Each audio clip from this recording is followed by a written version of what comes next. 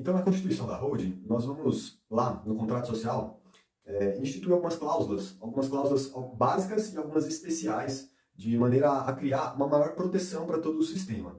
E eu vou falar um pouquinho aqui sobre essas cláusulas de maneira reduzida, mas para vocês compreenderem a natureza de cada uma e o que elas trazem de garantia, principalmente de proteção para a pessoa que está fazendo a holding. Então, na constituição da holding, é muito importante que nós gravemos os bens com algumas cláusulas de proteção. Essa proteção ela garante uma segurança maior para aquela pessoa que está constituindo a holding, né, o dono do patrimônio, o proprietário dos bens que ali vão estar sendo integralizados, né? Então, uma primeira cláusula básica que é instituída é a cláusula de inalienabilidade. Isso quer dizer, então, que esse bem que está sendo colocado ali, ele não pode ser vendido e ele não pode ser doado, ele não pode ser transferido para outra pessoa. Além disso, também gravado com uma cláusula de impenhorabilidade. E o que é a cláusula de impenhorabilidade? É uma cláusula que, se esse bem vir a ser injustiça, algum credor vir atrás e pedir a penhora daquele bem, ela vai estar gravada com essa cláusula de proteção, que é a cláusula de impenhorabilidade. No caso, isso precisa constar, né, no contrato social e precisa ser anterior ao débito, né? Se a pessoa fizer depois que já tem uma execução aí, depois ela vir e gravar com impenhorabilidade, isso não vai funcionar.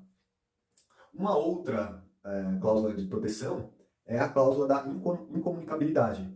Isso quer dizer que quando o seu filho ele receber, né, a doação das cotas, esses bens, essas cotas não vão comunicar com o regime de casamento do seu filho e da sua filha, com noras e genros.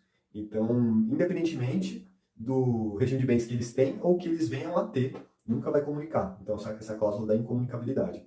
E a próxima cláusula é uma cláusula de reversão. O que acontece? Que se, ao doar as cotas para os seus filhos, e se por uma eventualidade os seus filhos virem a falecer, esses bens não vão ser transmitidos para os herdeiros dele.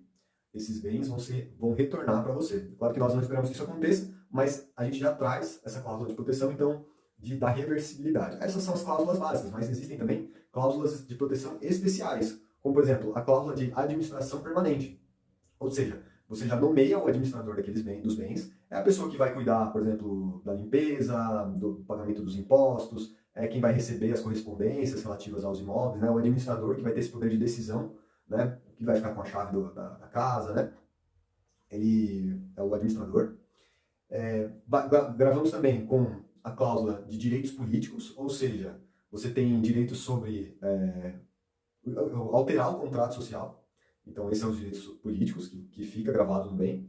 E, por último, para uma proteção extra, mais específica, mais especial, né, que é a cláusula de mandato, que em alguns casos pode vir a ser necessário. Então, você já deixando ali gravado com uma cláusula de mandato, você vai ter ainda esses poderes como mandatário em algumas situações especiais que sejam necessárias.